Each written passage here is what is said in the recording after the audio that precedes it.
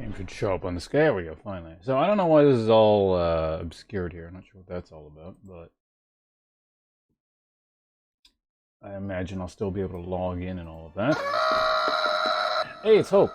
Welcome back for your second month. You've earned yourself one of these, if you feel so inclined. First message in chat is a resubscription thing. Yeah, I don't know what the hell's wrong with you. The hell you paying me money? Fucking weirdo. But let's put you at the weirdo section at the top of the screen. Subscriber section, here it is. You'll be replacing the Cruxus gift subscription recipient Balthazar. Thank you for subscribing or sending out that gift subscription earlier, and thanks for hanging out. We got to get Hope to the top of the screen. Appreciate it.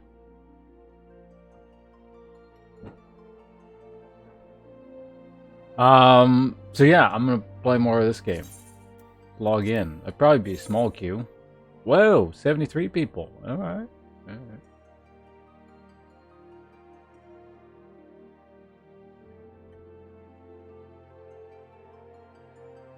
$4,000. That doesn't follow the.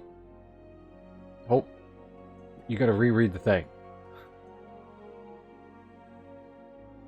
Mm-hmm.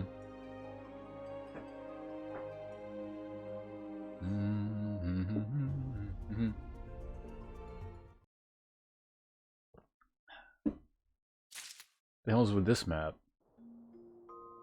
Where did I log out?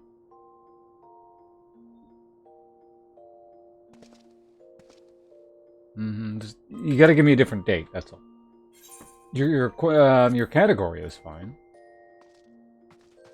How's my actually inventory doing? Oh, not that one. That's, how do I look at this again?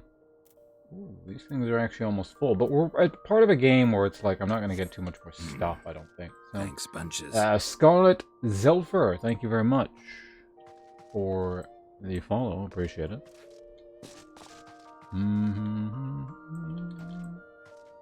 2500 BC, got it. Alright, again, as I always say, so we're gonna consult the timetables of history, but as I always say, when the thing is that old, it's a date range, it's not an exact date, usually. But let's see now, what do you want? Tech? Alright. Alright, so sometime between the year 2500 BC and 2001 BC, we have, well, there's a bunch of stuff. Let's go with,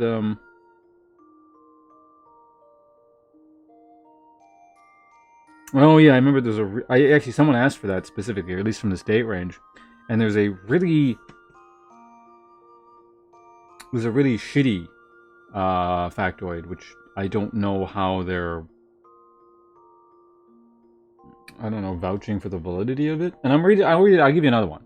But I want to point this out again. It says sometime between the year 2500 BC and 2001 BC, it says bow and arrow used in warfare.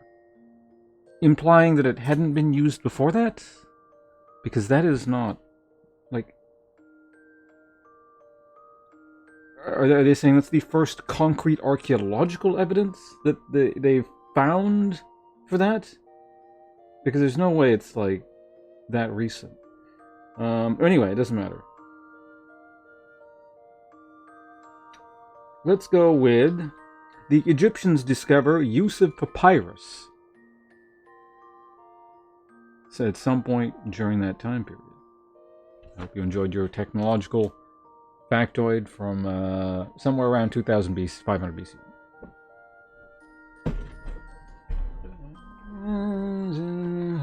Yeah, there we go. So that's a real factoid.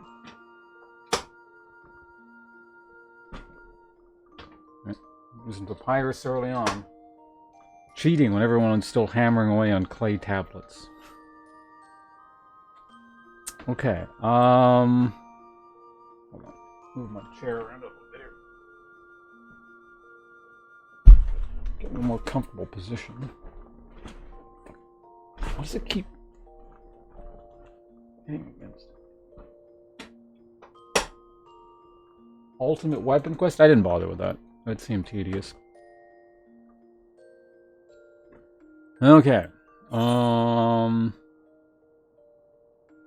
Oh, I think I'm gonna get a different dessert item because I don't think this egg tart is good. I'll be right back.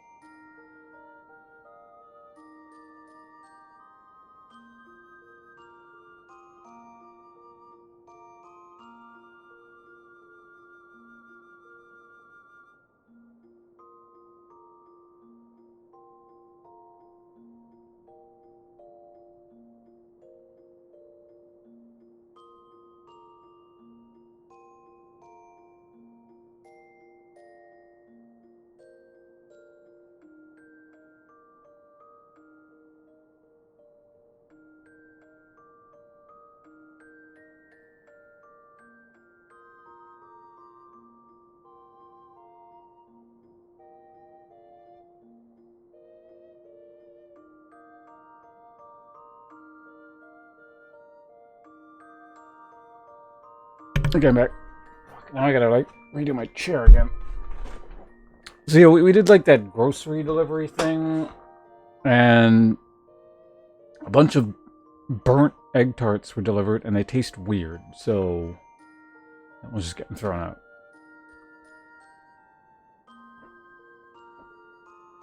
It looks cool though.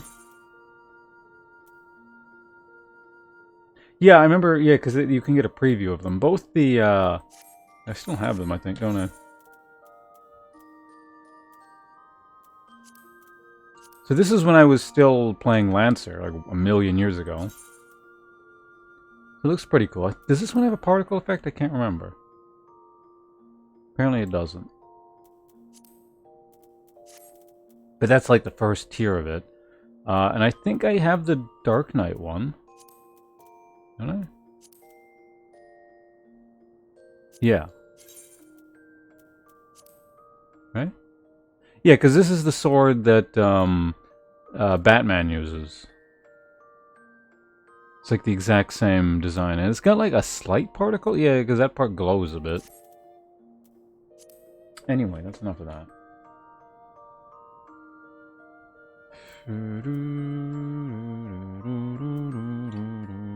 What the hell was I doing?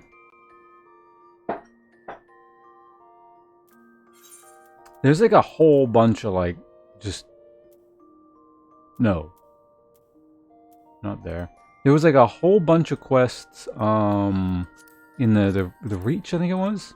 Also, I wonder if like they put some quests back here again. Can I even see them if they did it? Probably not, right? No. Anyway, let's go here. Urbania.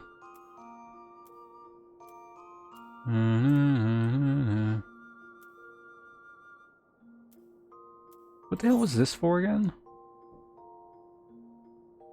Oh yeah, this is for like the better gear shit. Maybe I should go there for... Well, how much does it cost to actually go here?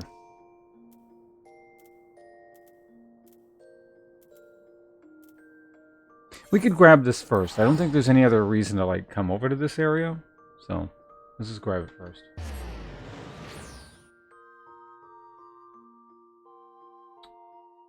Talking about when they say Swarm is bad and no one will play it. So, what the hell is Swarm? I haven't heard this music in a while.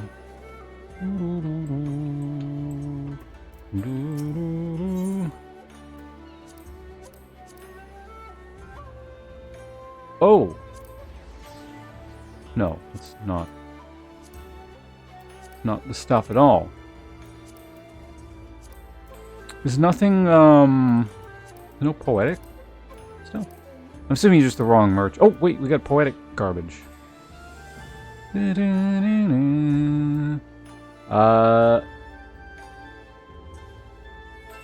Ryumyaku gear? Interesting.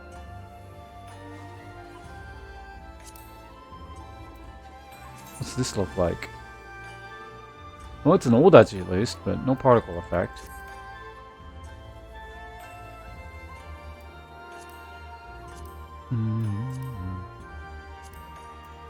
Omicron gear.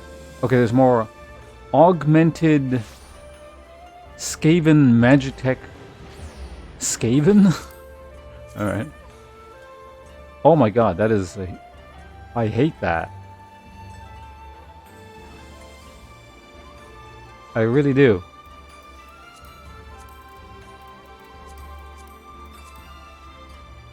I hate how it... Oh god, that's ugly.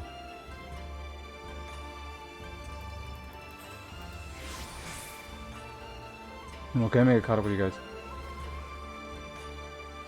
Oh, that's called Swarm Mode? Oh.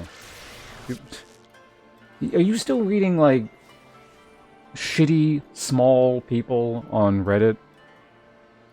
Arguing about stuff? Is that where you're getting this hope? Small scale PvP with Endwalker? I mean, are they actually going to do that, or...?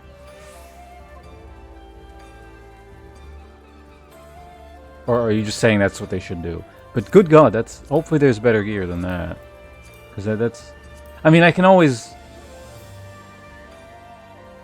get a better... Like, I can always change the thing, but... Man, it's none of these stupid blunted weapons. I don't like how... Like, a lot of the... Not a lot, but some of the great swords just look more like clubs, and it's weird. Oh yeah, no, if I get it, I'm definitely glamoring it. What does the armor look like, at least? So much better. Oh my god, it's so much better, too. Oh my god, it's so much better.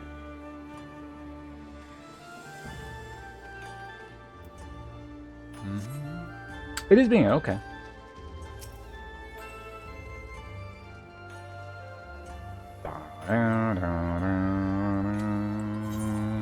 So I need to go and talk to people about something. I don't know what. Why am I here? Oh, right, okay, yeah. Maybe this will unlock more poetic gear. I don't know. Maybe that is the poetic gear.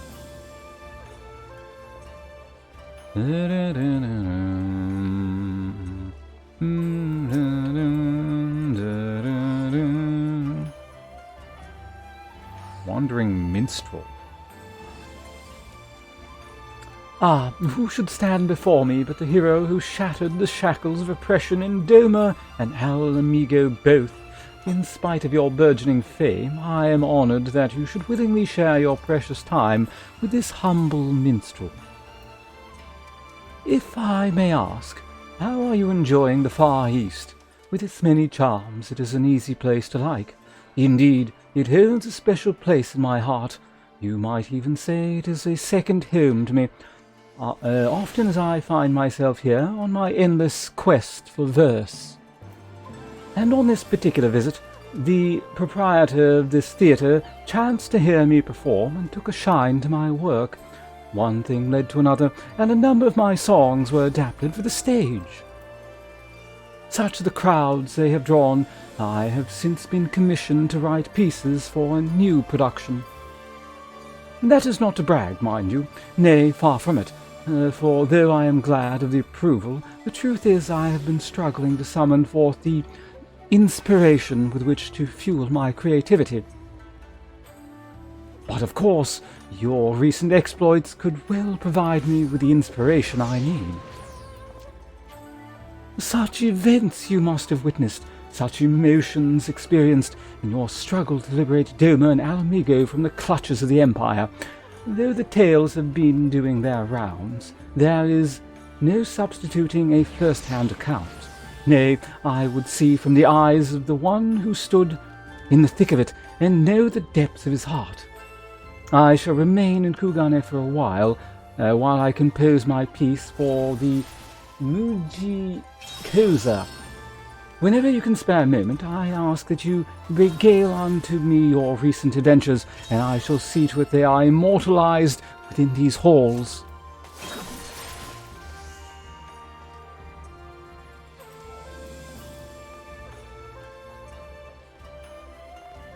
Alright, you guys are talking Endwalker stuff? Servers. Yeah, cross data stuff. Adding female. Oh yeah, Hroth is the one that's like no one plays. I swear I've seen like maybe 5 Hroth in the entirety of the time I've been playing this game.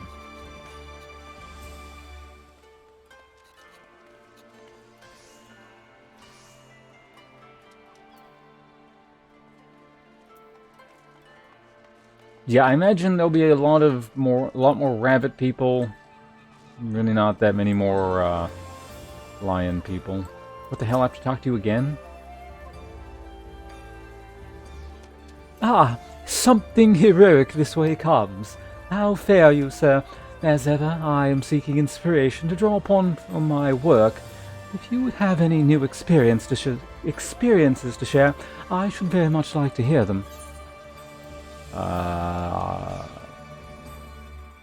Lakshmi? That was like, a boss, wasn't it?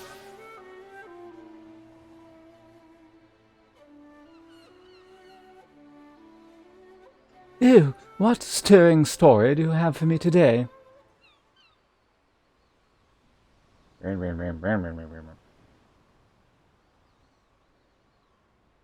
To lose her? Oh, that was, right, the snake people primal. I remember her now. To lose her beloved daughter not once but twice, first to the Empire and then to the primal's false promises. 'Tis all I can do to imagine the Kalyana elder's grief. And as if she has not lost enough, unable to bear the reality, she chooses to flee from it by making an offering of her soul to the primal. 'Tis a tragedy to rend the heart. My apologies, sir. I know full well that I ask you for a tale, but so private and intense a sorrow should not be made the subject of amusement. However, I would honor the memory of the departed with a verse.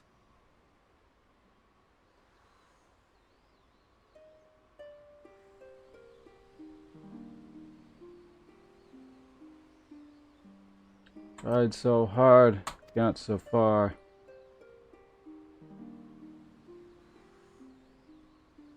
In the end, didn't even matter. Okay. Nice verse. Forgive me if I have awakened unpleasant memories. Liberties may be taken in a tale's telling, but I cannot wipe away such sorrow that has taken root in one's heart.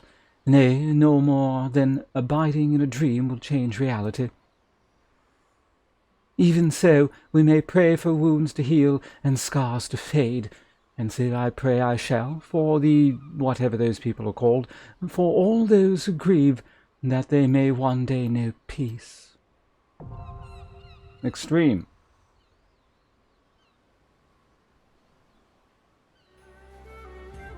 Do you guys use A and D or just straight? A and D. Q and E are far too valuable keys to use for strafe. They must be used for hotkeys. Okay, this guy's just like never gonna stop talking. I might just skip over his dialogue here. We are in post-game content, so this gets to the part where I sometimes actually don't read everything. But we'll see how long this lasts. Ah, you have a new tale for me. Wonderful.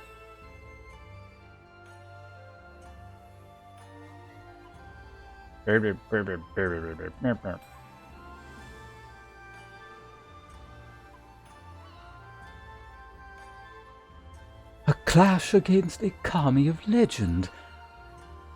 The words fairly write themselves. Yes, this would adapt very well indeed for the stage, and I dare say even the Kojin would come to watch. As this song is about you, however, 'tis only meet that you are the first to hear it. Lend your ears, then, to the tale of your furious encounter with Susanoo, the Lord of the Revel.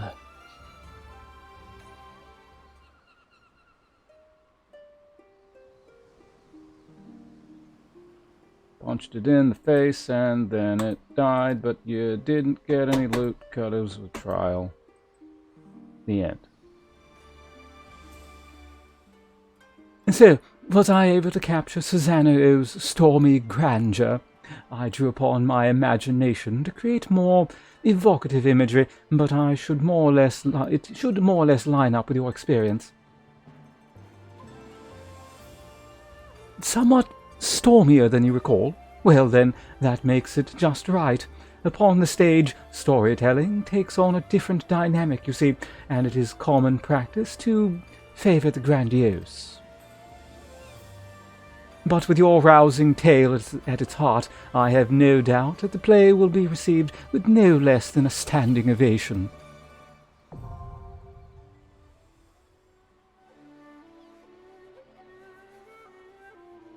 I'm gonna piss you out. What are you gonna do? Takes quite a bit to piss me off. Alright, last one.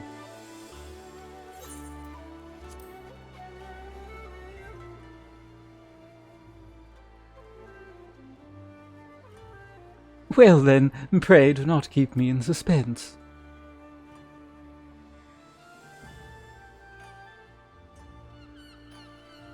Shinryu, a being of pure violence, born of the torment of they who died for their homeland. Those souls had longed for the power to smite the empire. Little would they have imagined that this power would assume such a form, nor that it would fall into the enemy's hands to become the ultimate obstacle to freedom, bound to the will of Xenos, a pitiable man who feels naught save when at the edge of death.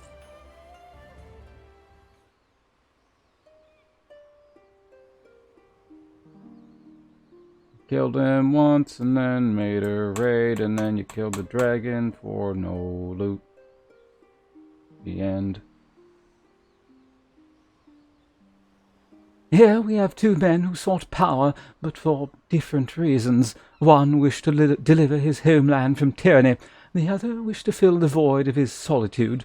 Yet, even should they achieve this goal, would they truly find peace?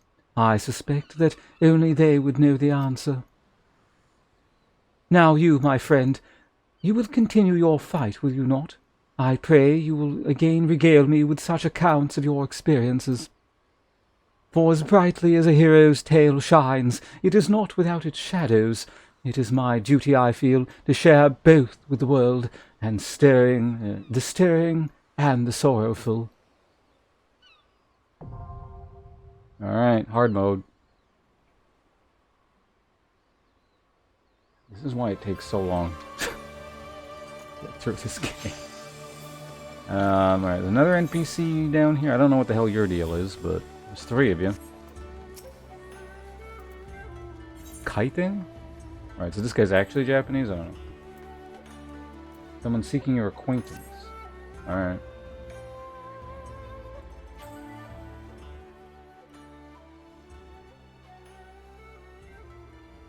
Wait, wasn't this guy like a... No, he lives here.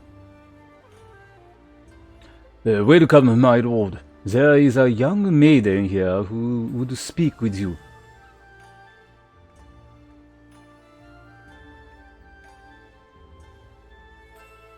Was that... You just linked me something in Discord?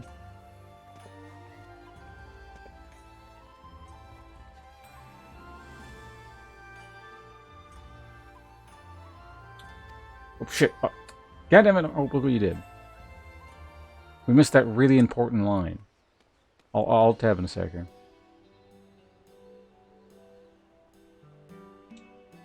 You're not Japanese. And there he is. The liberator of both Doma and Alamigo in the flesh. I am Lena... whatever, it doesn't matter. Correspondent for the Raven. You may recognize me from my expose on the secret lives of the homunculi.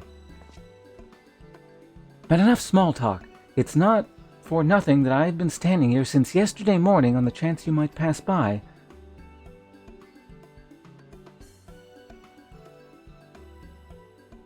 Okay. No, I'm here because... Actually, it's best you heard from Alma. I am but an observer.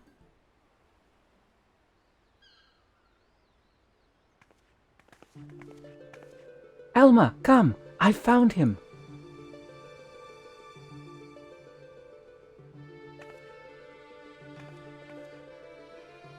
I know, Hope. Jesus Christ. Don't you know how these programs work? You look fancy. It means you get a fancy voice. Is this the adventure of whom you spoke? You're gonna have to learn the tricks of the trade if you want to stream, Hope. Indeed, it is.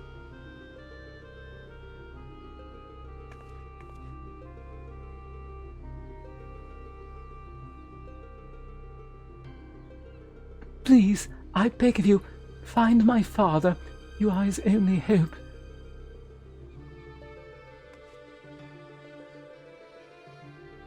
It's all right, Alma. We are attracting unwanted attention. Might I suggest a change of venue? We will await you before the Prima Vista. The theater barge has a berth at the airshipping, whatever. We're going to somewhere.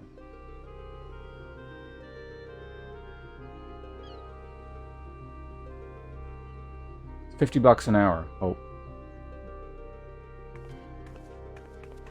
And this is like a live lesson, so this counts.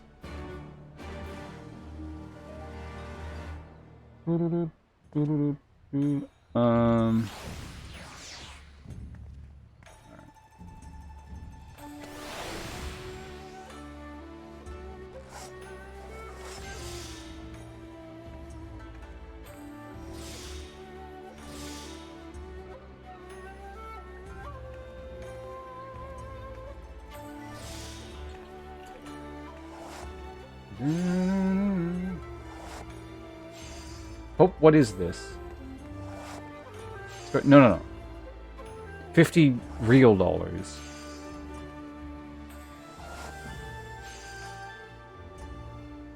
Let's see what this is. I can always decline it.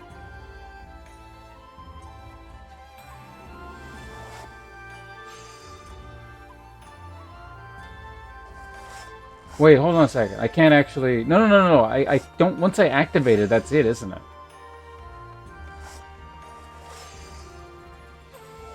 Because if I don't know what this is, and I claim it, and you expect me to play it, but it's something shitty, I might not play it. Just fair warning here.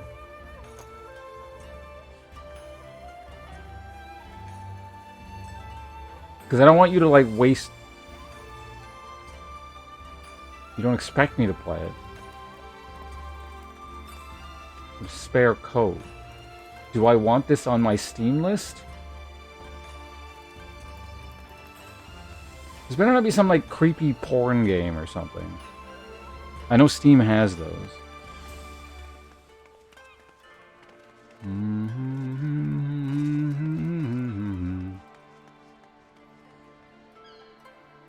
Alright, we'll see.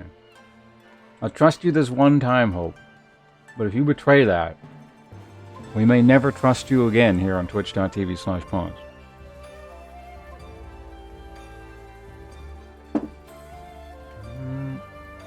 Also, for the future reference, there is no phrase to get me to trust someone, not trust someone as quickly as saying trust me. But we'll give you the benefit of the doubt.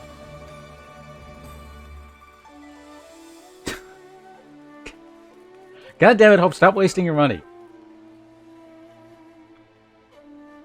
This thing is expensive, you know? Wait, technically I can still actually, no, yeah, I can request a refund, and you can actually get it back. Oh. Wait, what the fuck? Where the hell did you get that from?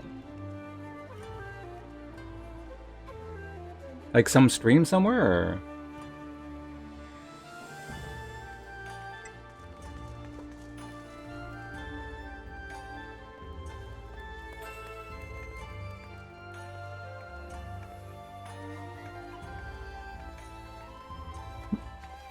I'm really curious how you managed to snag that.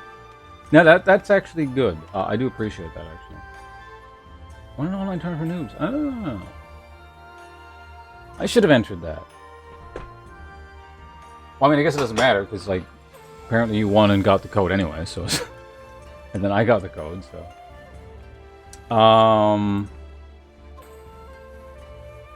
Just trying... Oh, I couldn't connect with my 5,000 ping. Well, I don't know. This game, like...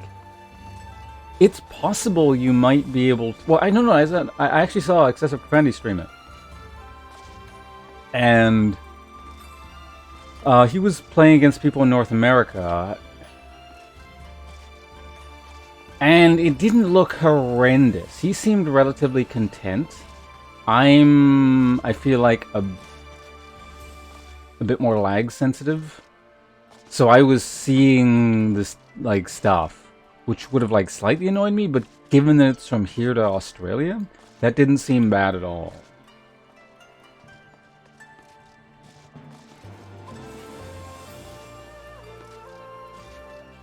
The difficulty with playing online after you're used to an IRL, like, fighting game scene, because we have, you know, Vancouver Street Battle, which is, like I said, is a place opening up. It makes playing online harder, even, like, decent connections. So it's kind of like a curse and a blessing to have a good local scene. Because, yeah, it just... Online never feels... Like, it probably feels bad to begin with, and then it'll just, like, feel even worse. It's just never the same. But...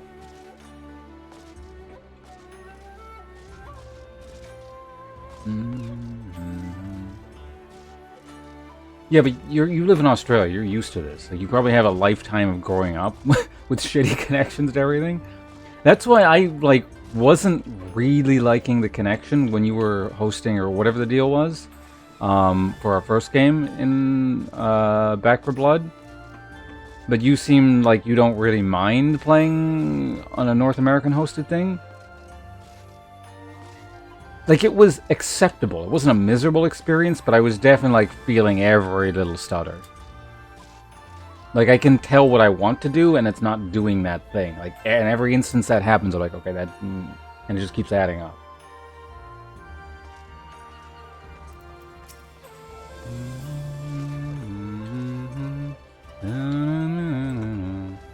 But yeah, in any case, no, I do appreciate that. Thank you. That's actually very thoughtful of you. Guilty Gear, I think I kind of said this. Well, maybe I didn't phrase it this way exactly.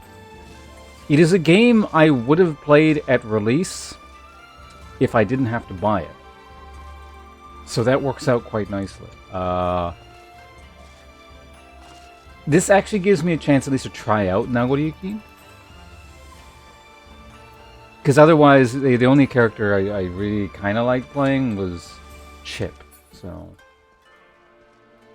it's not even really an excuse. That was a very just like... I had very legitimate reasons for not wanting to play it at release when it first came out. But...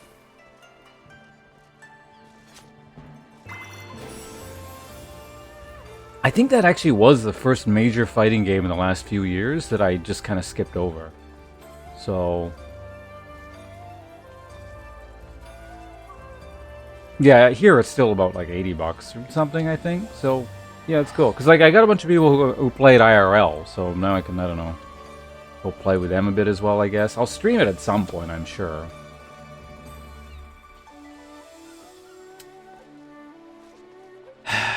Now, the problem with me, I can't half-ass fighting games. I'll have to actually learn how to play stuff optimally.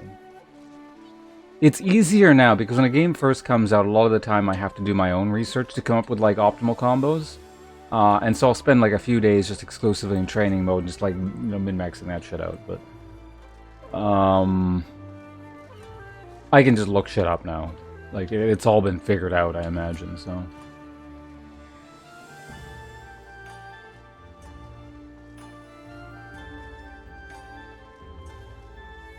I don't know if I'll go so far as to mod things, but that does sound useful, you know. I'm actually wondering just how... Because I didn't mind playing Chip in the beta, because I just kind of did whatever, and it seemed to work out, because no one knew what they were doing. And then when I finally actually started to run into people who actually knew what they were doing, like professional players, then it was a problem. Then like the bullshit I was doing didn't work so well. But I imagine now there's just like a lot more people who know, like, because I know the garbage I was doing in the beta was unsafe, and I was doing it very intentionally. But, you know, people didn't know, so I would just do stuff that was unsafe, and they wouldn't punish it. And it was like, oh, he doesn't know it, I would keep doing it. Stuff like that. But now I'd have to learn, like, optimal things. Or rather, since I know what's unsafe, stop doing the unsafe stuff, and basically the optimal way of playing Chip looks really tedious. I don't know how difficult it is, but it looks tedious to learn. I kind of preferred my bullshit Chip, where I just like flew around the screen doing whatever the hell I wanted. But we'll see. I'm wondering how mechanically complex Nagoriyuki actually is. Because I like barely touched him.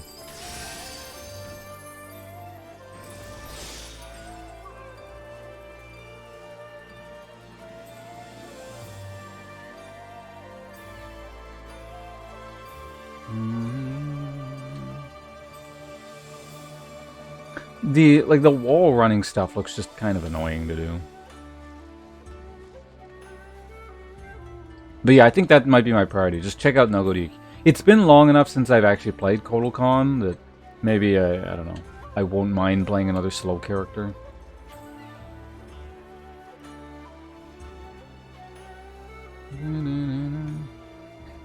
Well, I mean, that's the thing, right? Like, there will be instances where the wall running might not be used all the time, but it's still a tool, and so I would have to learn it. Because I wouldn't want to be in a situation like, well, it's actually useful, but I don't know it. Like, that would just annoy me every time it happened. So, that's why I say, like, I do need to actually... To want to play a character, I would need to know the optimal way of playing it.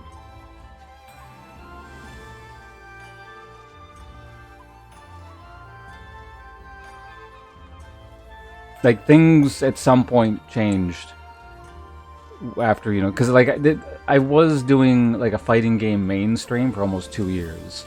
So things at some point became kind of serious.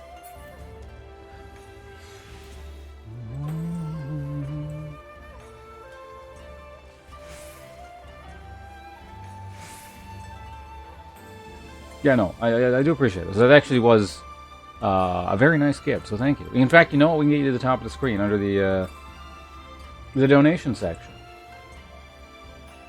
You'll be replacing Fly Hype. Sorry to remove you already. Do appreciate your earlier contribution to stream. Oh wait, no we don't. Hope is already up there because of the bits yesterday. So Hope times GG. Normally it's times 2, but we'll add times GG. Times Guilty Gear. Thank you very much. Also, I'm playing a video game right now, aren't I?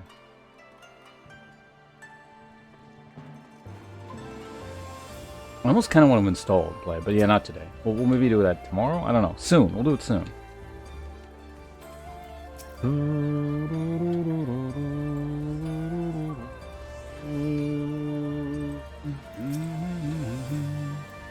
Also, it sounds like next week I'll be joining another D&D campaign, so we got a lot of stuff going on. It's a really neat setting, actually. It kind of actually makes me want to DM a bit, because I got, like...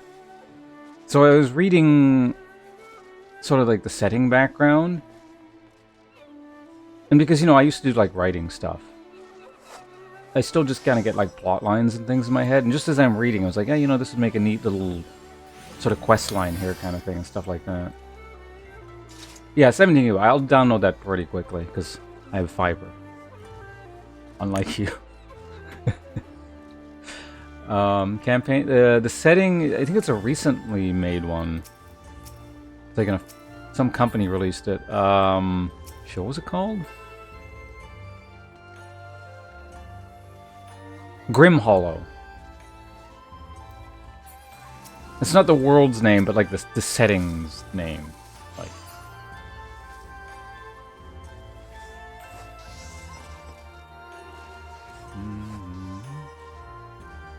You guys know Grim Hollow? Was it Aerith? It was something like, I know it started with an E and an R.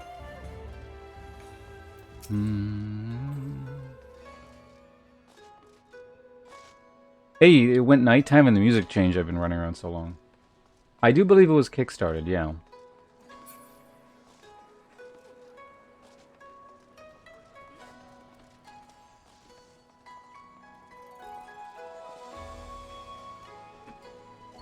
Yeah, it seems like it would be kind of neat, the super grimdark crap shack world set kind of setting.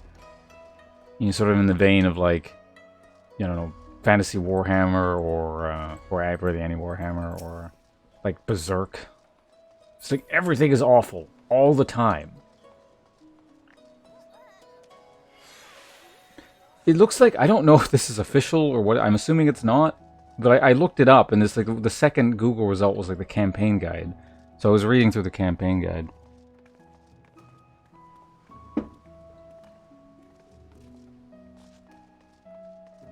System called Grit and... Like, is this a rule set, or...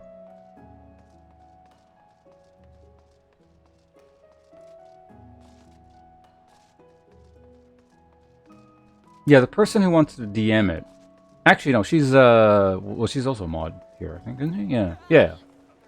Hollow actually bought the books, or a book, or something. And so wants to start up a campaign with that.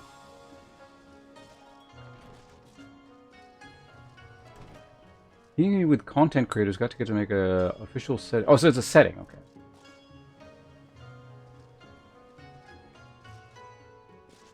I need to sneeze. Ah!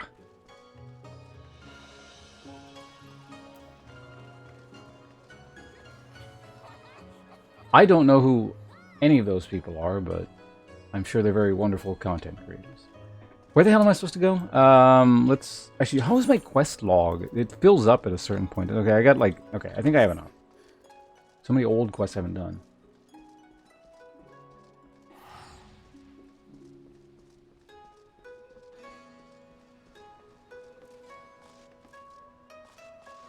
Is it a similar kind of thing to Grim Hollow? Just like an awful setting? As I said before, I think it better we continue this conversation in the privacy of the young lady's barge. It's not that I don't trust anyone here. It's simply that I don't trust any... What? It's not that I don't trust anyone here. It's simply that I don't trust anyone. What? Whatever. Gateguard Mineguro has been instructed to look out for you. In future, speak with him when you wish to gain admission to the docks.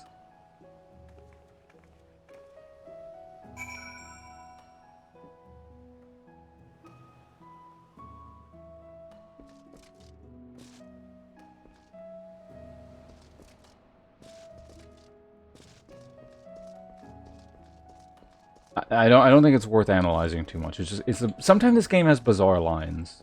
It's fine.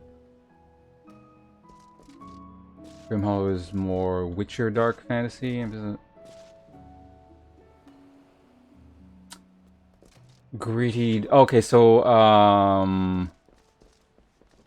Grit and Glory is more like the Black Company, if you've read that. That kind of sort of grimdark fantasy.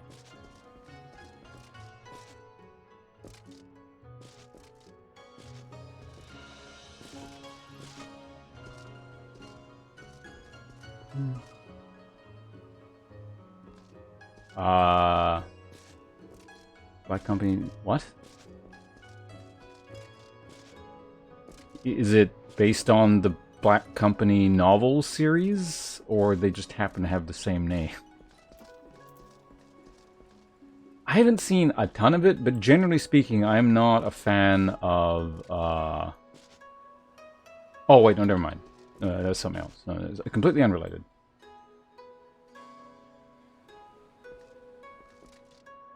Yeah, so I know what you mean. Yeah, I think I get that kind of genre. It's I'm having trouble of coming up with a comparison. Like, I know there's a lot out there. Just off the top of my head, I can't really come up with anything other than the Black Company, and even that's kind of like sort of their sorcery, but it's low fantasy.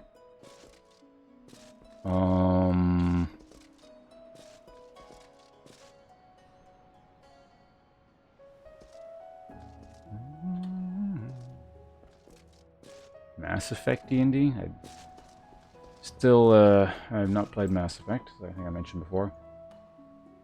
I'm gonna look this up. Black Company Funimation.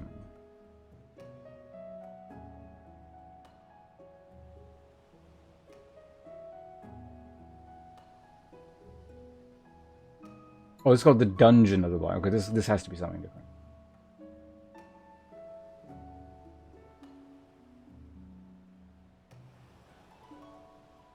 Yeah, this is completely unrelated.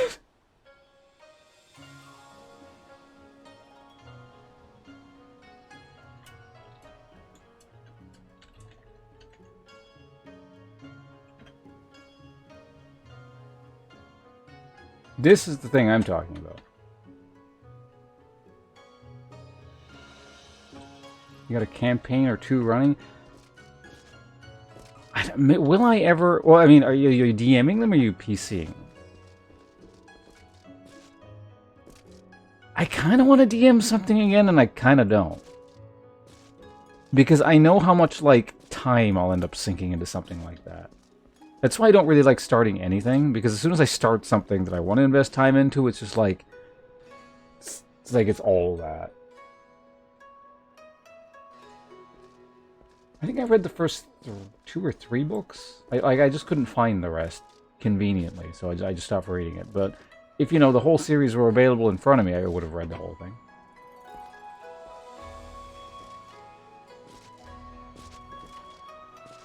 Play by post?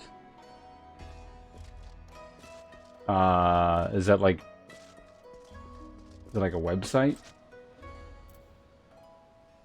I think the last campaign I ran as a DM was in 2009-ish.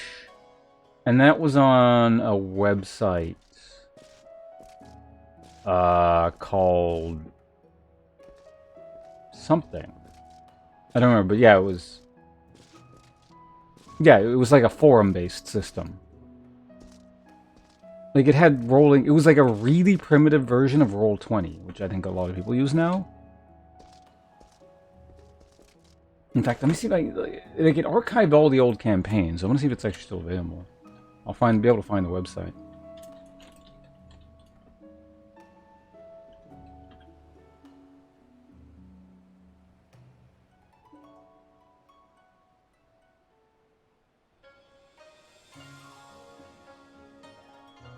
Can't find it anymore. You used to be able... Maybe the website doesn't exist anymore at this point because or they just deleted all their old stuff. But you used to be able to find it really easily because the title of the campaign was Annals of the Exiled. And that would be like the first result in Google. So I used to be able to remember, like every 2 years or something, I forget what that website was called, and I would just look it up. And it would show up there. But...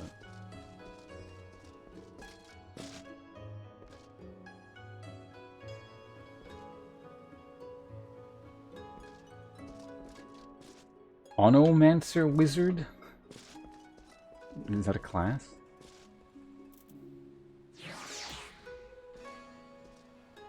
Anyway, we gotta talk to this person. Thank you for coming, Ponce. You're probably wondering why I've summoned you to an airship, and a Garlean one at that. Allow me to explain on the shuttle. Okay. Are we cutscening here?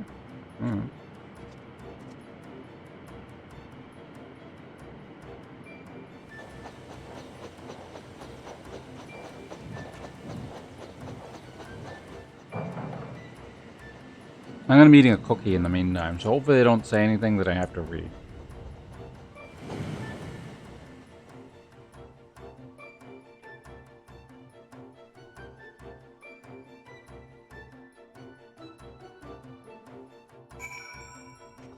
Oh. Wasn't much of a cutscene. What the fuck? Is this Final Fantasy Tactics? It is. This is literally the Final Fantasy. I was just listening to the soundtrack last night.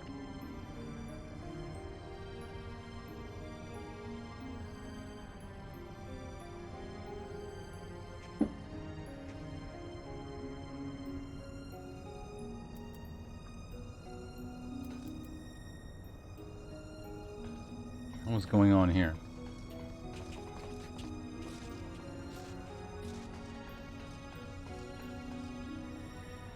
Making props? That's kind of neat.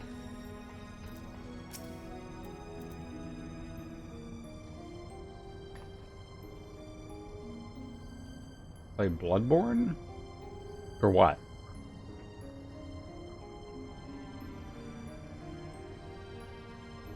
Oh, this is this. Hold on, I need some water.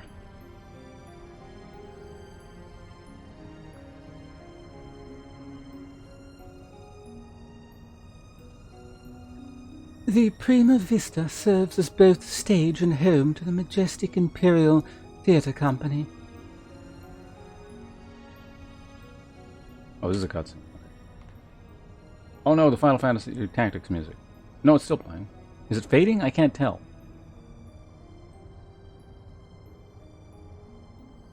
You can keep that dirk in your drawers. No one here is a member of the Imperial Army, nor are there any spies within the troop. At least, no known spies.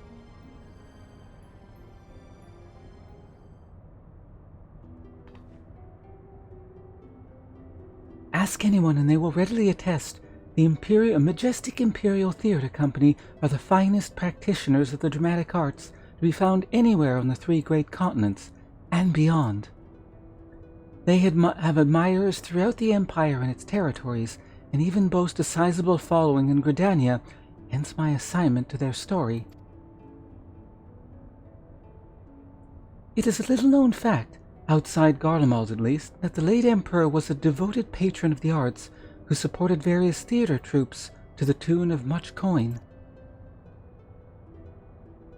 Indeed, Solus was so enamored of the majestic players that he ordered the construction of this very airship that the troupe might perform in every corner of the Empire. When his grandson took the throne, however, everything changed. Now all theatre troupes, domestic and foreign, must submit their works for approval by the Central Imperial Board of Censors. If a play is deemed vulgar or inflammatory, it is banned and the troupe denied their writs of transit. The worst offenders? Well, they are never heard from again.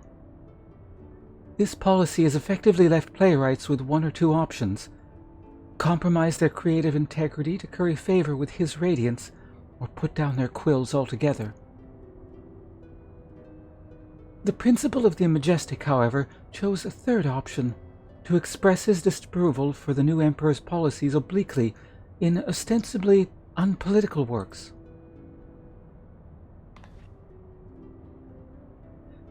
Pray forgive my earlier outbursts. I am Alma Bass Lexentale, daughter of Principal Genomis Sen Lexentale. Mayhaps you have heard of my father's latest play, the Zodiac Brave story? Oh, hence the music?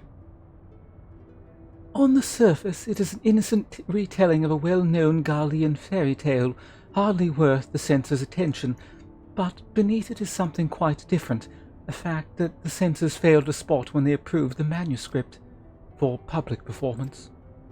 The play quickly became a huge success. The common folk loved its fantastical story, while the learned classes appreciated its true message. By the time the Imperial Board of Censors realized their mistake, it was too late. No longer in a position to prohibit the performance outright without admitting fault, they took aim at the company's purse strings instead. Before long, noble patrons began to withdraw their support, fearing to be associated with the troupe, and by the end, even the learned felt compelled to feign ignorance. By bleeding the Majestic of their funding, the censors robbed them of their voice. And none of this has made it any clearer as to why you're here, has it?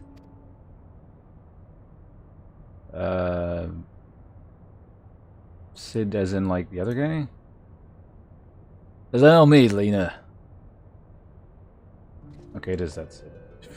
Kind of confusing because there was a different Sid. I thought there was a title in front of his name, but it doesn't matter.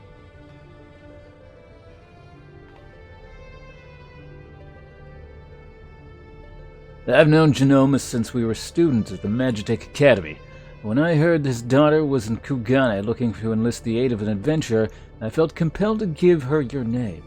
Sorry for not announcing myself sooner, old friend.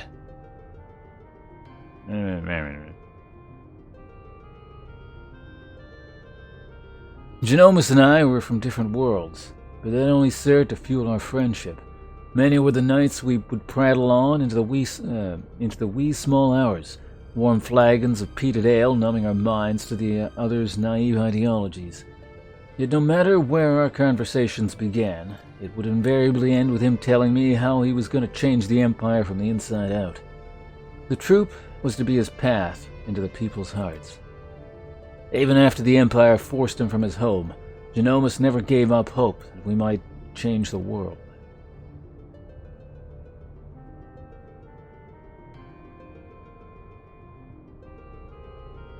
I'll get caught up with you guys in chat in just a second. I'm gonna finish this cutscene. Oh, this guy gets a voice? He might show up later, who knows? Art will never strain against artificial bounds and borders, man-made walls and misguided wars. It is in such times of uncertainty that we must needs embrace our calling and take to the skies so others might do the same.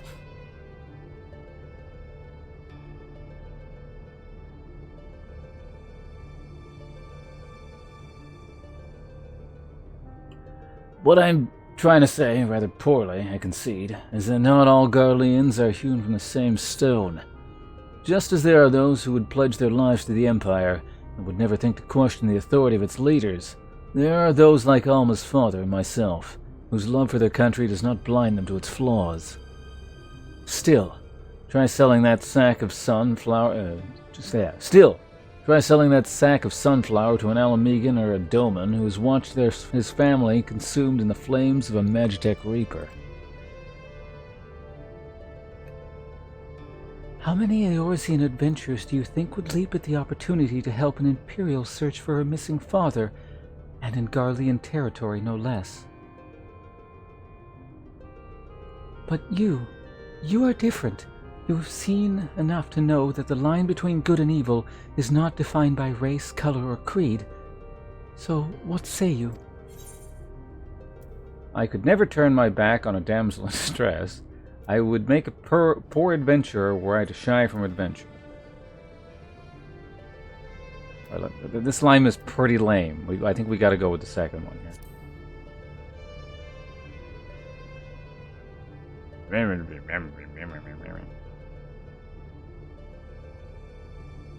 Indeed.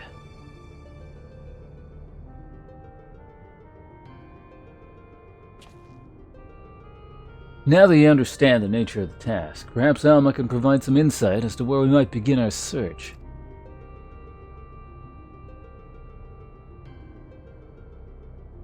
Shortly before my father disappeared, he began work on his next play, a successor to the Zodiac Brave story. Final Fantasy Tactics Advanced. But I am getting ahead of myself. Please, follow me.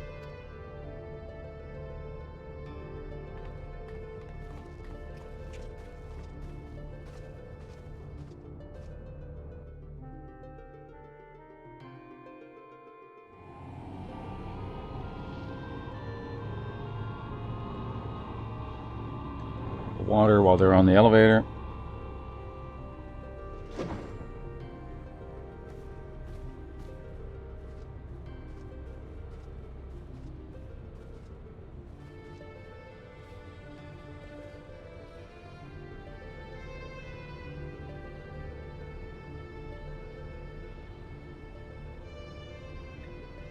Through adventure and hardship, young Delita,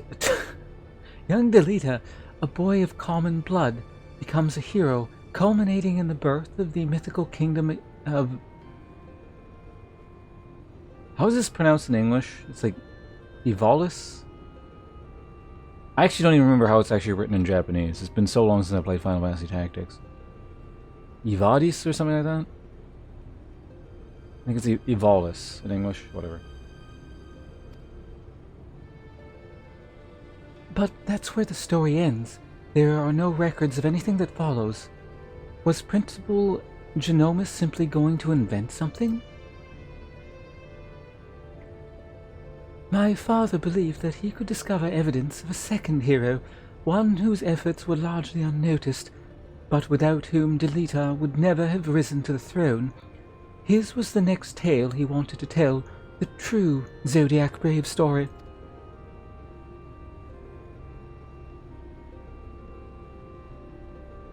Evolis? Something like that? A second hero? According to my father's studies, this young man was one of Delita's closest friends and confidants. That is, until the untimely passing of Delita's sister. How would you pronounce that name with this weird accent? Delita. Yeah. Something like that. Sister forced the two to part ways. Yet the unnamed hero continued to provide aid to his friend by thwarting the machinations of those who would scheme against Delita, thus paving the way for the pauper's rise to regent. You must forgive me, but I've never heard anyone make such claims. How exactly did your father come by this information? That is a long story. One which begins and ends with Genomus becoming lost in the very legend he sought to... Fuck this guy's name. I'm gonna change his name to Jerome, alright? We all cool with that? One which begins and ends with Jerome becoming lost in the very legend he sought to lay bare. Even as far back as the Academy days, Evolis had Jerome firmly in its grasp. He flatly refused to believe the story was just a fairy tale. And so, when his family was finally driven out of Garlemald, it was only natural that he should choose this of all places as his refuge. Was it not, Helma? That is correct, Master Garland. It has not been my father's belief that the ruins of ancient Evolis lie beyond Nagja, buried beneath the sands of the Dalmasca Desert.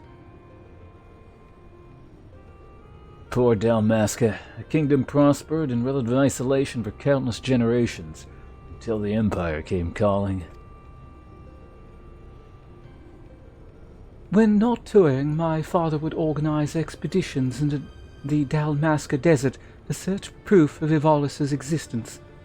Sometime he would bring back strange artifacts, ancient tomes, and crystals. Crystals like any other, unlike any other.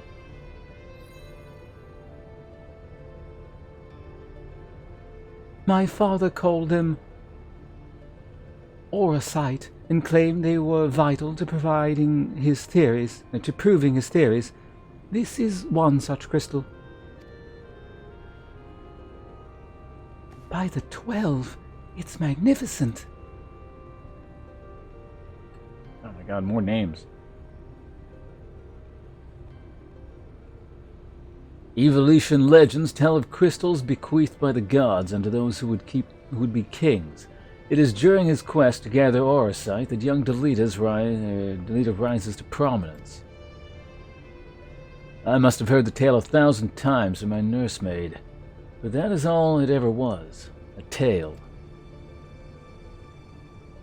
My father would often tell us how the Auracite spoke to him. At the time, we assumed he was speaking figuratively, that the stone's beauty roused his muse. But then he began to act strangely. How so? Shortly after we discovered Auracite was radioactive, my father had brain cancer. Following our arrival here in Hingashi, my father spent most of his time cloistered in his chambers, poring over his past research, and though he was alone, we could often hear him in conversation. It was not uncommon for my father to recite the lines as he wrote them, but it soon became clear that this was something else. It was as if he was talking to my mother who passed several winters ago. Might this not have been out of mere loneliness, or perhaps the strain of your flight from Garlemald? Possibly, but that would not explain the voices which answered him.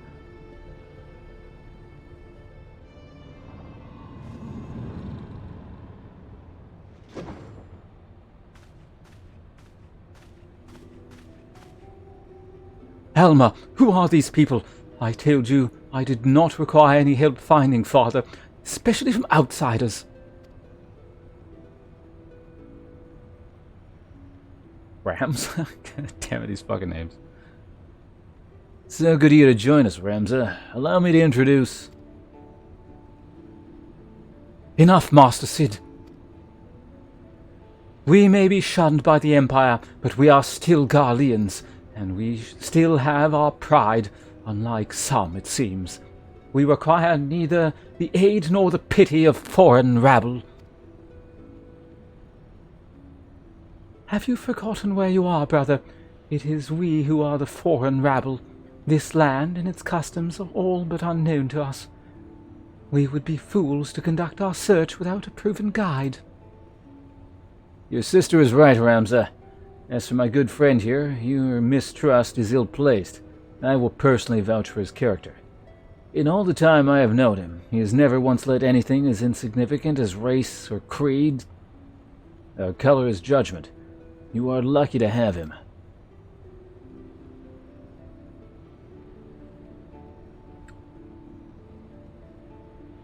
But we would have you, Master Garland. Why do you refuse us? You know why. Until this affair with Omega is resolved, my hands are tied. It pains me to refuse you and your sister, but it pains me far more to leave what did I say his name was? Jerome to his fate. I am sorry. You need not apologize. I let my emotions get the better of me. After what happened in Rabanastri, it may be time to admit we're out of our depths. My brother's last expedition met with tragedy in the ruins of the capital city. He barely escaped with his life. The Empire turned Rabanastra. Is it Rabanastra? Rabanastra into a death trap. You were fools to set foot there without a proper escort. I realize that now, Master Garland, but at the time I saw an opportunity to rescue our father, and I took it. Whatever led you to believe your father was in Dalmasca's capital? My father's fascination with These names. It's like the core game all over again. Evolution legend began with a trip to the antediluvian city long before the war. Called it a premonition, but something tells me that that is where he has returned. Now you must excuse me. I need some time to think.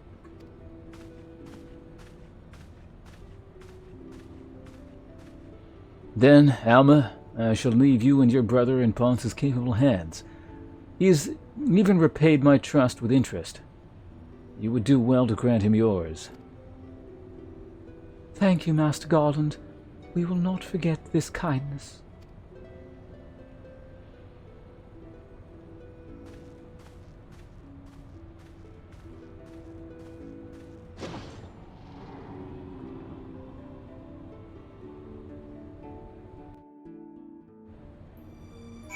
Alright, finally a break. Jeez, that was a long cutscene. Holy crap. Okay, we get to take a small break on Final Fantasy music. Automancer is a true name wizard. Uses concept of true names to exploit weaknesses and culprit spells in ways only. Okay, that's kind of cool. So like the demon thing, but like applied to everything.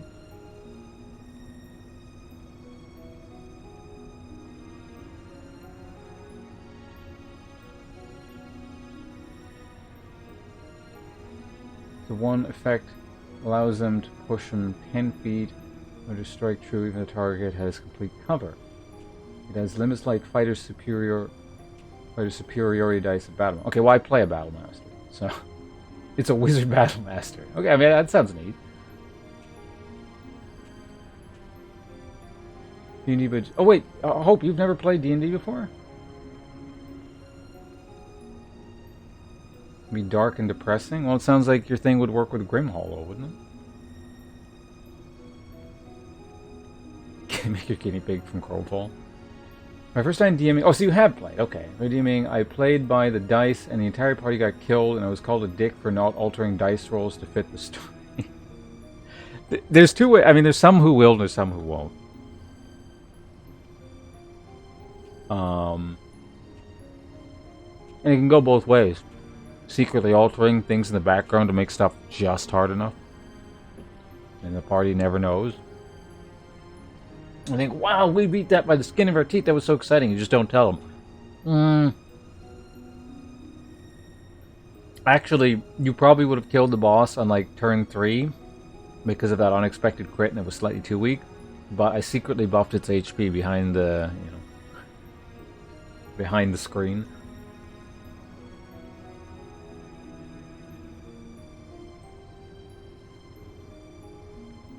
Also, hello, Nabanisa, welcome.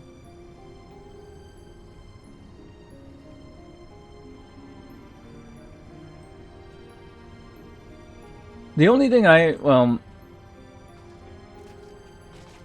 think one of the few ways DMing, I mean, DMing can go wrong in many ways, but like I think the common way DMing can go wrong is like over adherence to rules, and it becomes like, because that's the beauty of the freeform thing. You kind of do whatever, right? And then like the rule Nazi DMs or anything kind of approaching that, and things just become too strict, and everything's like, everything is almost in service of like making sure the rules work perfectly like a computer game, and it sort of robs like the fun and freeformness out of stuff.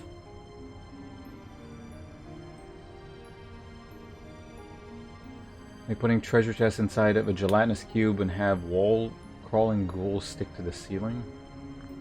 Resident Evil. Encounters to make things feel like a standard. Yeah, it's good to have a good mix of things. Things slightly more normal, unorthodox. It's a pretty good philosophy. And I got hiccups.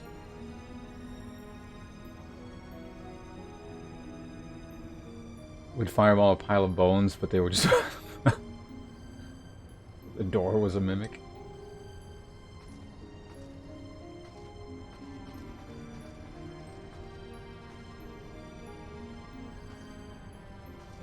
Like, if you roll 3 critical fails in a row, I'm gonna make a third one not happen.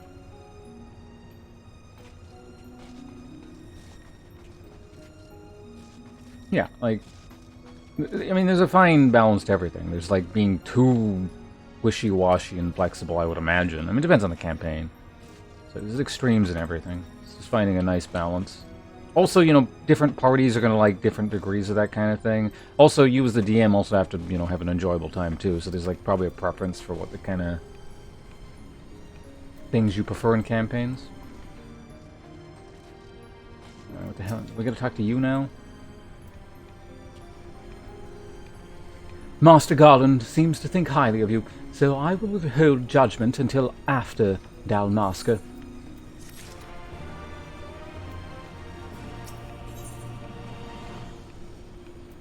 Am is itching to depart. Okay. No, we're taking down, I don't remember who the bad guys were. I guess it was the church in Final Fantasy Tactics? Oh my god, spoilers.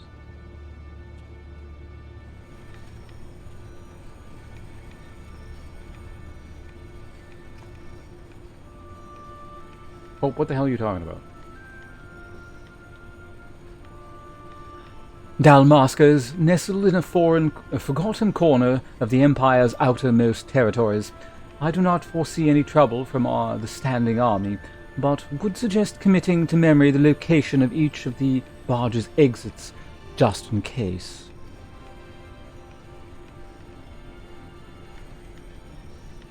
Oh, you talking about Final Fantasy?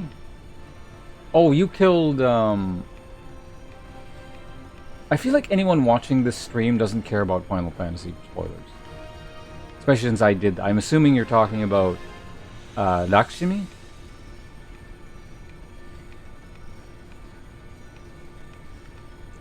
As for the flight itself, the currents above Dalmasca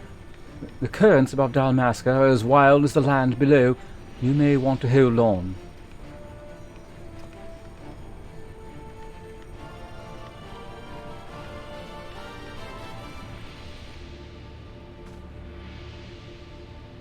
Too bad, Nova. It turns out the Emperor of the Empire is your father.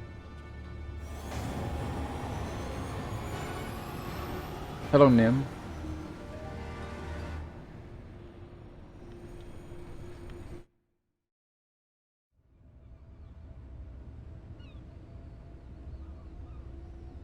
But he's also you from the future. Wait, this is a cutscene. I need to turn myself off. Oh, is it still on? Oh yeah, I was still on.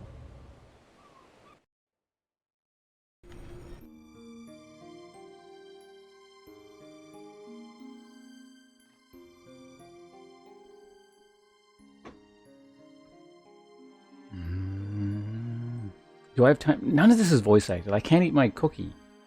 This sucks.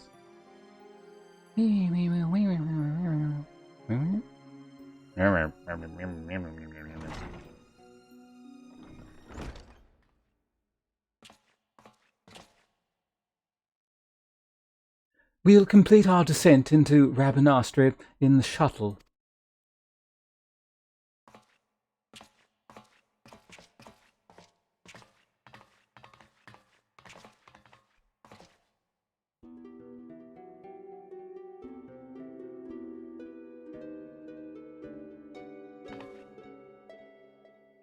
Ramza. I thought I made myself clear, Alma. The capital is simply too dangerous. Father would never forgive me if I were to lose you trying to rescue him.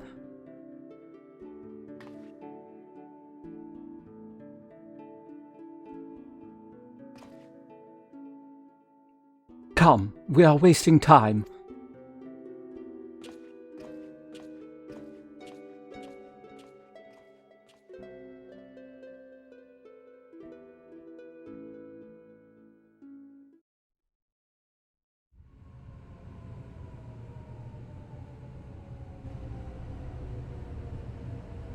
The royal city of Rabanastre. Rabanastra? Rabanast? Rabanastra? Rabanastra is probably sounds most right. I bet I can eat a cookie bite really quickly before anyone says anything. Oh fuck, let's stop. That's not good. No!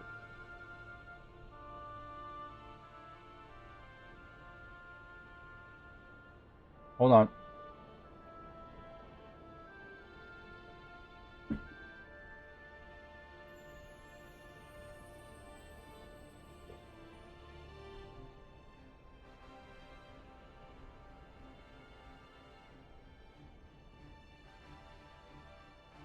That's what I'm eating right now, a chocolate chip cookie. According to my father, Rabanastre was already a thriving city some 1,000 years ago. But after performing several private excavations beneath the so-called Desert Sapphire, my father came to the conclusion that it was not the first settlement to stand here. Then your father believes that Rabanastre sits atop the royal city of Lassalia, capital of Valis. But if that's true, it could change history. We would be famous.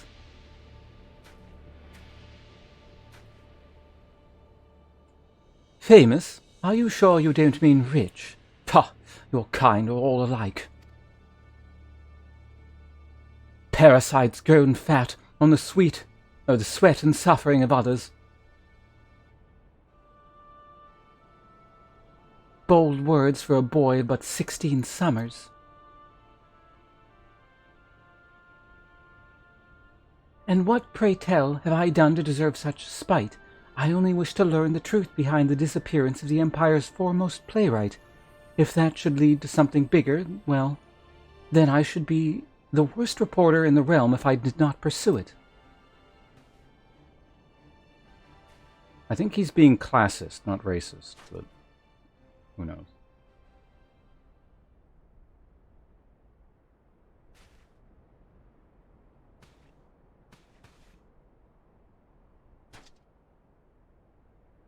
Yes, we can argue about this now, or we can turn to the Prima Vista and report to our army of adventurers. And report to our army of adventurers that it is time to begin the expedition. I humbly suggest the latter.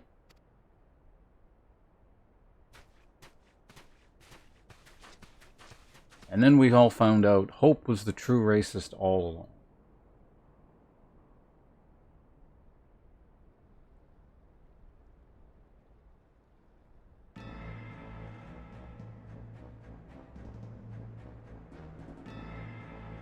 Oh, what the hell? Are these Emulja?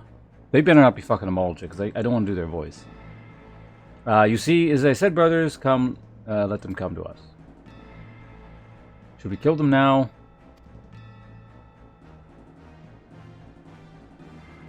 No, the time is not right. When has that stopped us before?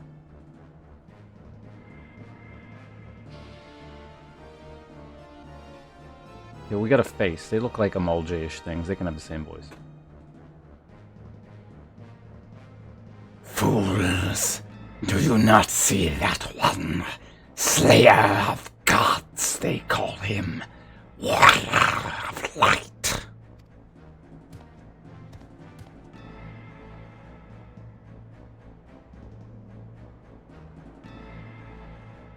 Too many lines of that is not good, no.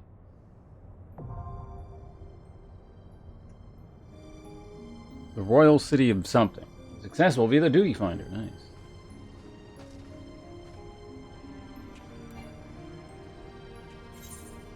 Okay, well, we've done that. I guess this is the equivalent...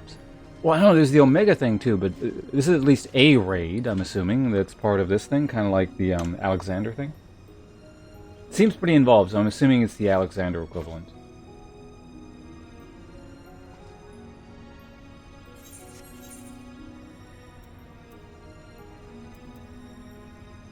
Be under raids, yes? Yep, there it is.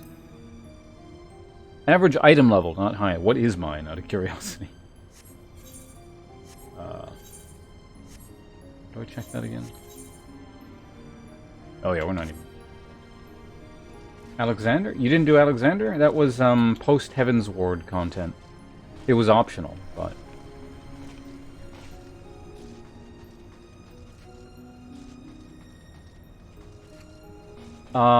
I think, from what I recall, it was like the best part of the post-expansion content, but it was optional, so...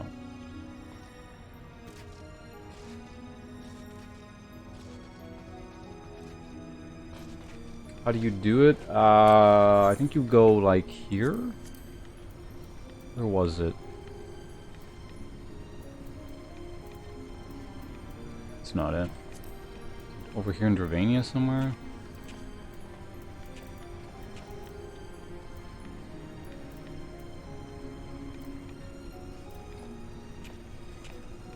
I think, yeah, it was in Idleshire. Idleshire? It starts around here somewhere, I think.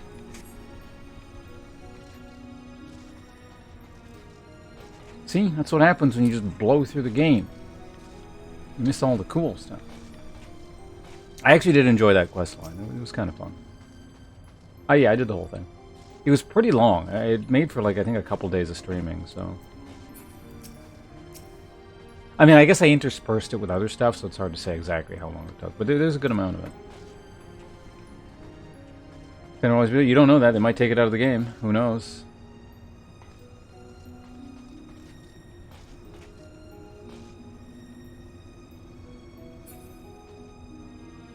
You're gonna get kicked out of the party. They're gonna know you've never done it before, and see that you've made it a ways into the game. It's like, man, what's this poser doing?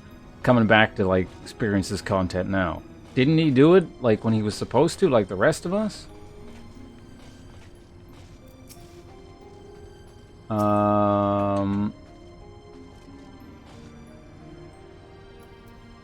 Okay, anyway, so we've unlocked that. So that's good. Where does this go? Wait, where does this... But that goes to the duty finder now, okay. Enter the tiring room.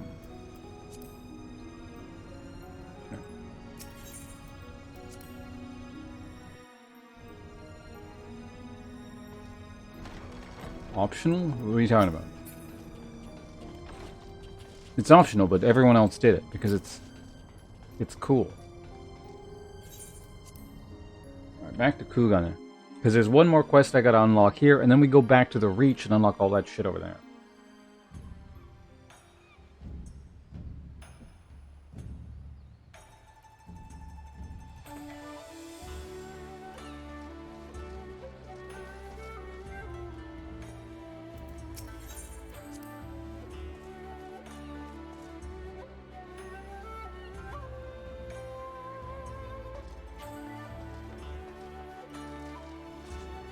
Six months later, Hope is dead in his seat.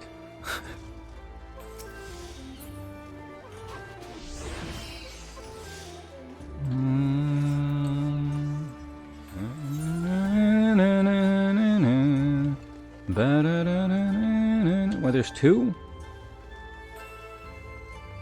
And well, let's check this one out first, then we'll warp over there.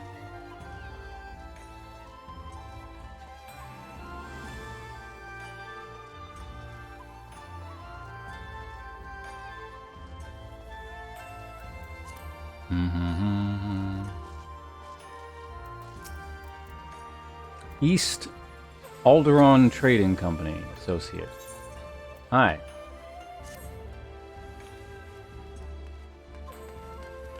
Ponce is not a dark elf. Oh, thank heavens. I'm in dire need of capable adventurers, and I can think of none better.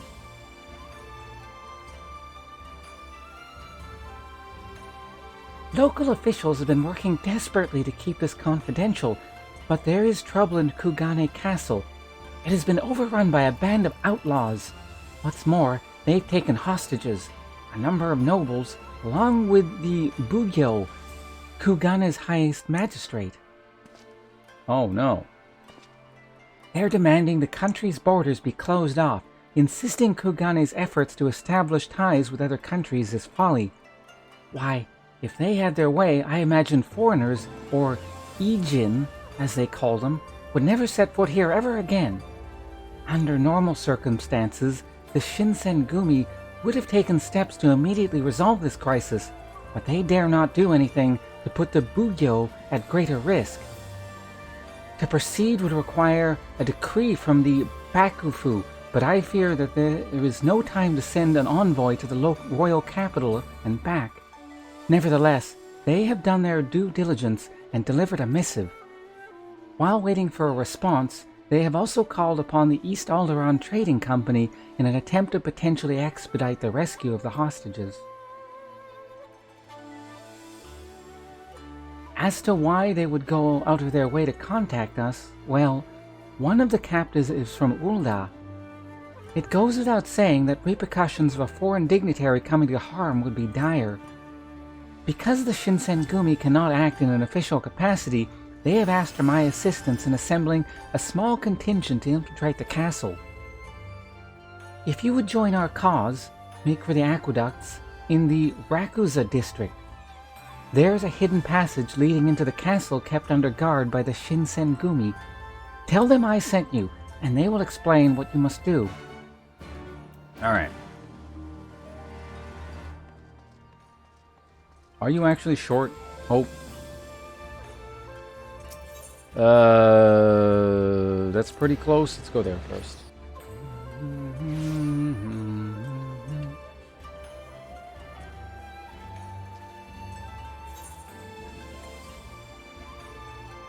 Wait, what?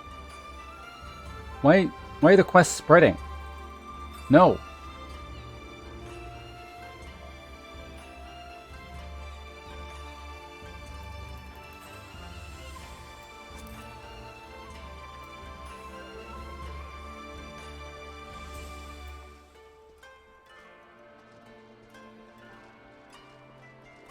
I don't know, are people like that tall in Australia? Statistical average in like, I think Canada's like 5'9" for men? I'm gonna look that up.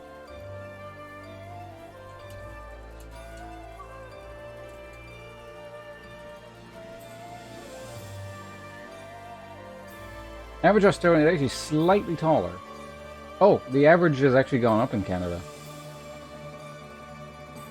Australia, 5 feet, 10.5 inches. Okay, I mean, when it's like that, you know, who knows what the actual average is, but... Canada is actually 5'10" now. So I'm still slightly above the statistical average in Canada.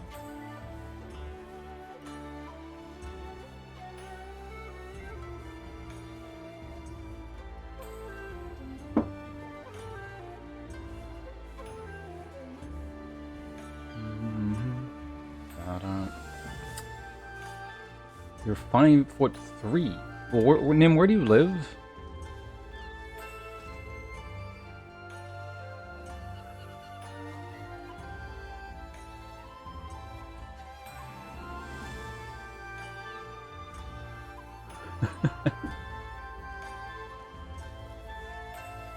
You're at least 7 feet where you're considered a man.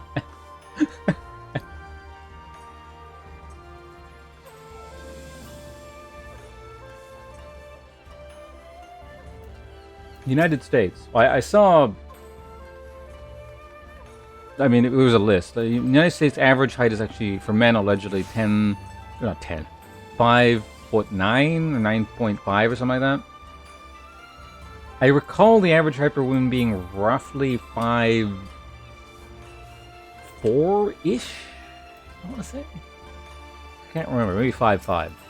Anyway, let's talk to this person.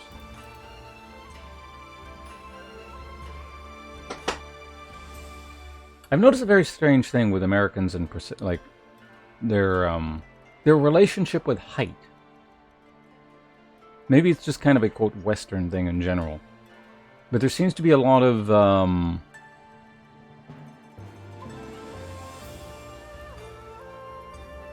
I don't know, a lot of innate combat prowess ascribed to height alone. Like people are like, that person is X amount of feet tall. And like it seems to imply that this person is really strong if they ever got into a fight, which is really weird to me.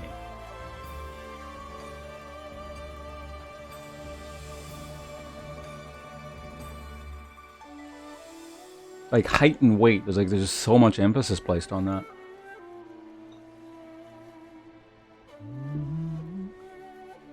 And so a lot of times there seems to be like this acceptance of, this guy's bigger than me, I can't beat him kind of thing, or I like... It's almost like I should be subservient to this larger person. It's like, it's such a strange concept. I imagine it's just sort of beaten into people via media. I don't know.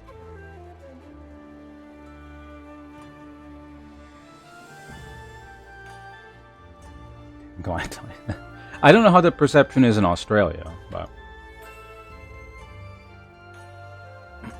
As far as I can tell, that perception seems stronger in the United States.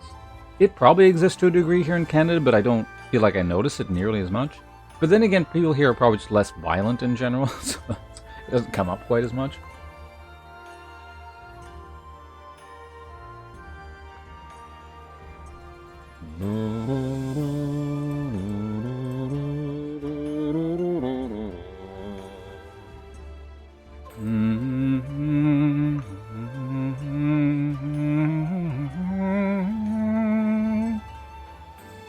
Okay, who are we talking to here?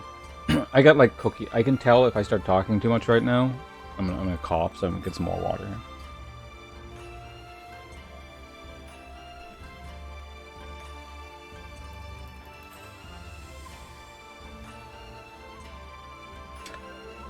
I see you decided to accept the invitation of the House of Splendors. Rowena will be pleased. Come, I will show you to your table.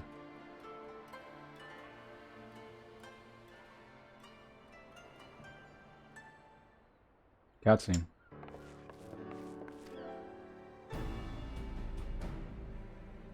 It's good to see a familiar face in these parts, particularly that of the man who might well be my most valuable customer. You again.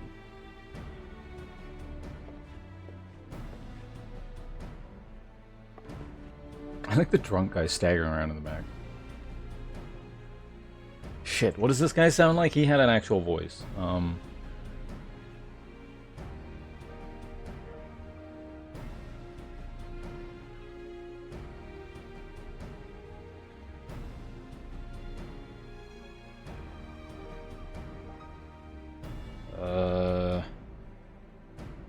Am I still invited? I gather you were not expecting Krill or myself to be attending this little whatever that word is. As you will see, however, this is a matter which concerns all of us. It all began when the vessel of the East Alderaan Trading Company happened upon an island in the Glass Ocean. A deserted island which was not recorded on our charts and, quite frankly, had no business being there. Suffice to say, we were surprised, pleasantly so in fact. An unclaimed, undeveloped island in such a location would be a boon to our trading concerns in this corner of the world.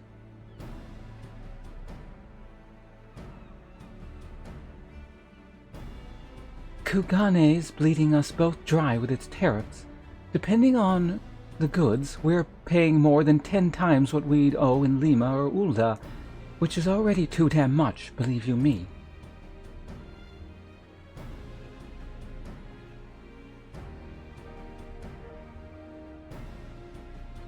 What my dear Rowena is trying to say is that having an additional port of call in this region, one more amenable to free trade, would be in the best interests of a great many parties. Which is why, upon learning of this island, I immediately authorized an exploratory expedition. The team was large and well-funded. I spared no expense. Alas, only a handful have returned.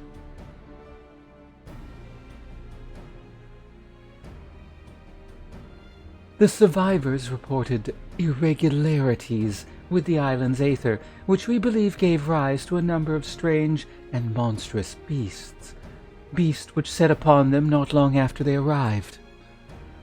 This regrettable turn of events forced us to reevaluate our assessment of the island and put our plans on hold for a time. Ah! Fuck, hold on.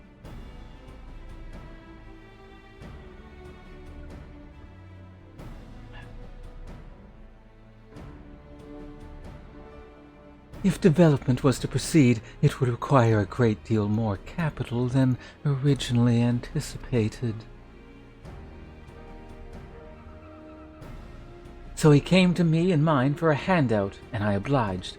But before you scoff, know that some of my regular customers were members of the failed expedition, and what they told me was enough to justify the expense.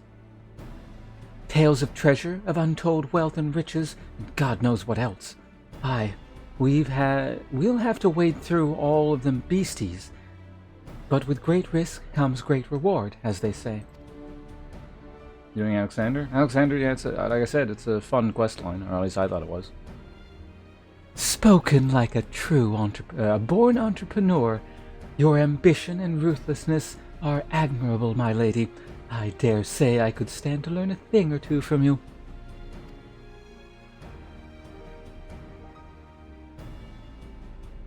In any event, having formed our partnership, we wish to dispatch a second, joint expeditionary force to the island.